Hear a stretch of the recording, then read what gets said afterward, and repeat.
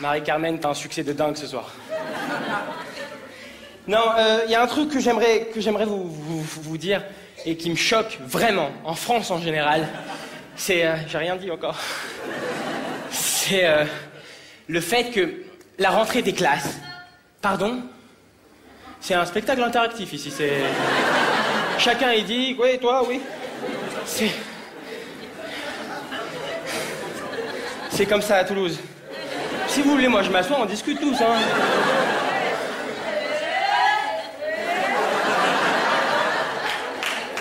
Il y a un truc qui m'énerve en France en général, c'est que vous, les adultes, vous croyez encore aujourd'hui que la rentrée des classes, c'est un jour merveilleux. Dans la tête de tous les adultes en France, je sais pas si c'est comme ça ici aussi, hein, mais on croit que la rentrée des classes pour les enfants, c'est un truc génial. Attends, t'es pas content, c'est la rentrée des classes. Mesdames et messieurs, ce soir, j'aimerais vous dire, franchement, la rentrée des classes, vraiment, dans votre esprit, aujourd'hui, ça ressemble à ça.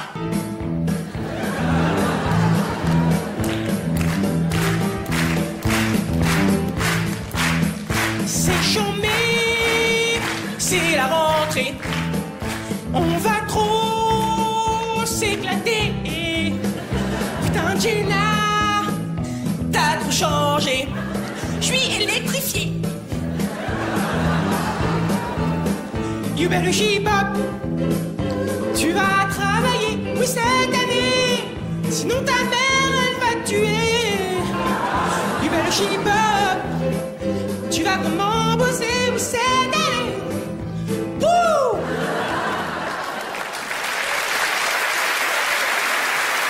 Alors qu'il y a quelque chose qu'il faut que vous sachiez vraiment, et ça me fait plaisir de pouvoir passer ce message à tous les adultes qui sont dans la salle ce soir. Il faut que vous sachiez qu'aujourd'hui, de nos jours, pensez-le, pensez à vos enfants qui vont bientôt aller à l'école, à vos enfants qui sont à l'école, et à vos enfants qui ont été à l'école dans les 2 dernières années. Aujourd'hui, la rentrée des classes, mesdames et messieurs, ça ressemble beaucoup plus à ça.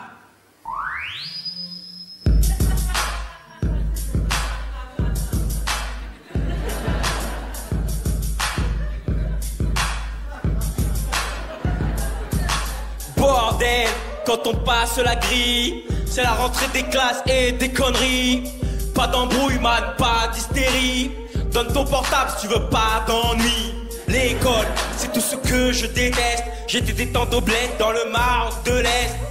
Maintenant je rentre en France, monter mon business de shit. Pour leur vendre de la merde et leur prendre leur bif. Ah!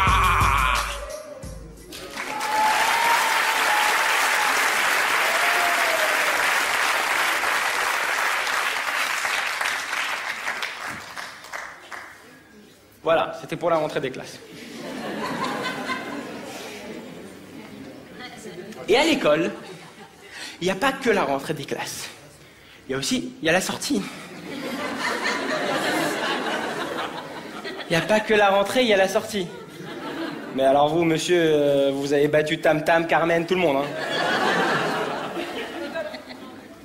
Il y a un truc, moi j'ai toujours été plutôt bon à l'école, comme Anne vous l'a dit, je vais passer mon bac cette année, et j'ai toujours été plutôt bon à l'école, mais il y a un truc, j'arrive pas, c'est les langues. Vous savez, les langues, on apprend les langues à l'école, on apprend l'anglais, super, je suis d'accord, l'anglais est hyper important, et en 4e, on doit faire un choix qui va être décisif pour le restant de notre vie. Soit allemand, soit espagnol. C'est horrible, tu sais. Moi, on m'avait dit, tu vas voir, les profs, ils vont venir dans ta classe et ils vont présenter leur matière chacun. Après, tu choisiras au mieux. Mais je flippais grave, tu sais. Moi, je m'imaginais ça de manière vraiment spéciale, quoi.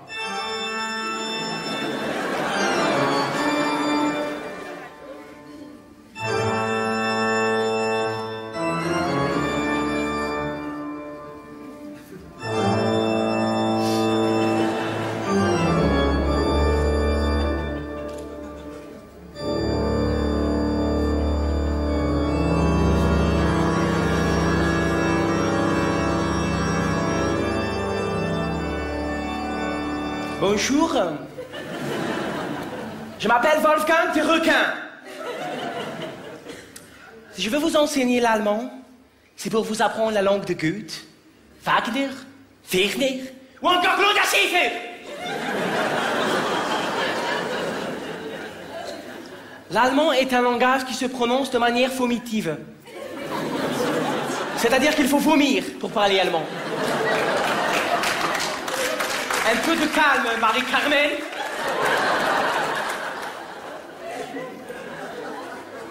Vas-y, vomis. Mais vomis, te dis-je. Vomis, te dis-je. Je rigole, évidemment, je taquine. Ar.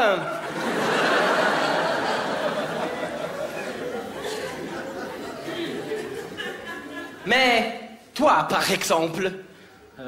moi? Oui, toi. Viens dire Guten Tag à toute la classe. Guten Tag. Doucement, mon petit Kinder.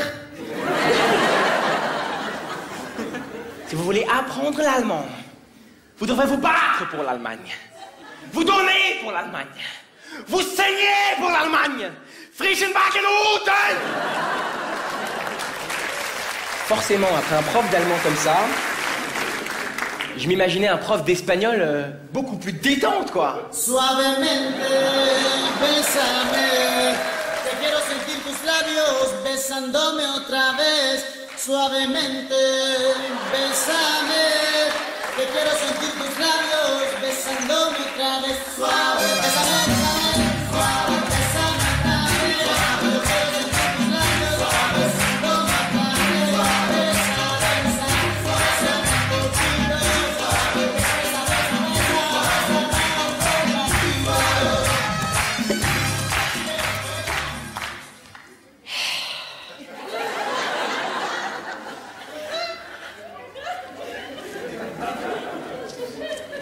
Hola, chicas muchas caliente.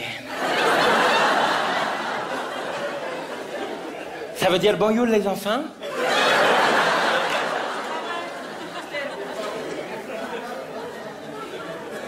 Je sais que c'est pas vrai, il faut pas le dire, putain.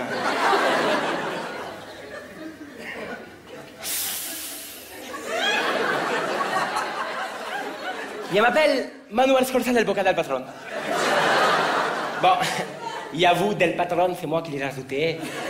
C'est parce que je suis une patronne, tout simplement. Si je veux vous enseigner l'espagnol aujourd'hui, c'est parce que tout d'abord, je suis espagnol moi-même depuis 20 ans, de père en fils. Et aussi parce que je suis un très bon professeur de langue. Si, un très bon professeur de langue. Et j'adore les jeunes enfants. Surtout les petites filles. Elles sont si douces.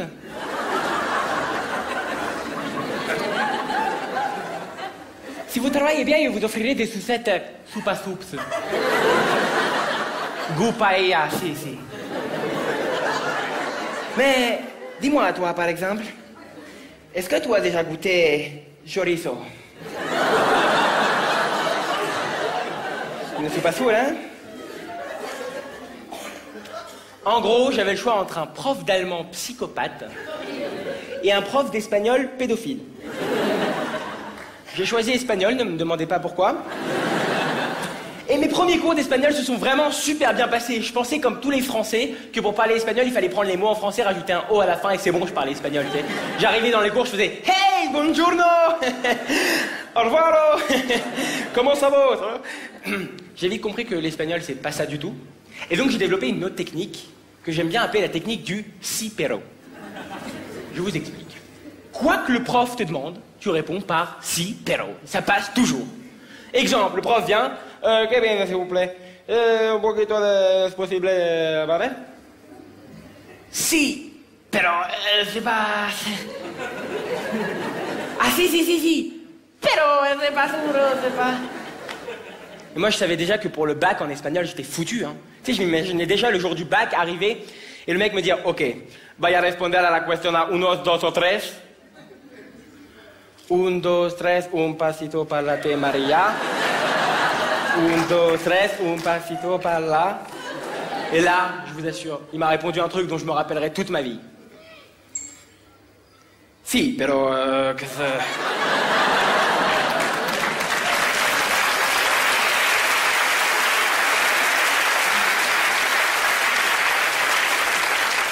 Moi, le bac, c'est un truc qui m'angoisse grave. Vraiment, je vais être franc avec vous, c'est un truc qui m'angoisse, mais à fond. Et donc, ce que j'ai fait l'année dernière pour essayer un peu de me rassurer, c'est que j'ai été devant les listes. Vous savez, les fameuses listes du bac. Il y a ça aussi en Provence ou... Mais non, je voulais dire, comme vous êtes une ville technologique, peut-être on vous envoie ça par pigeon ou... ou par mail. Ah, vous avez des mails? Mais non. Non. Donc j'ai été devant ces fameuses listes du bac pour voir à quoi ça ressemblait, pour essayer de me rassurer de cette épreuve que va être le bac. Et j'ai remarqué que devant ces listes, il y a tout le temps une meuf qui pleure, et tu sais pas si elle l'a ou pas. Tu sais?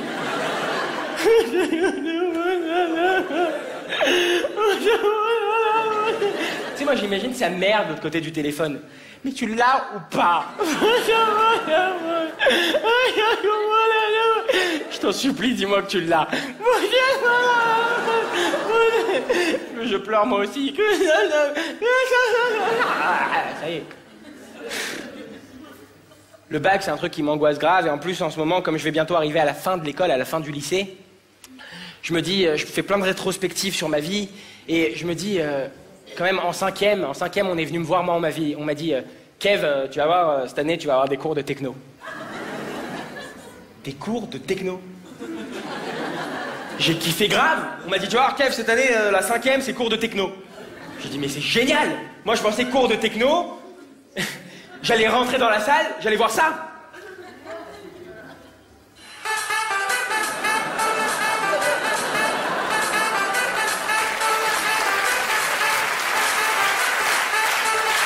Vous êtes à Toulouse ce soir?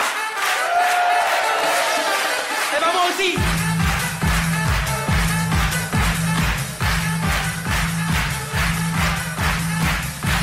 Sortez vos cahiers.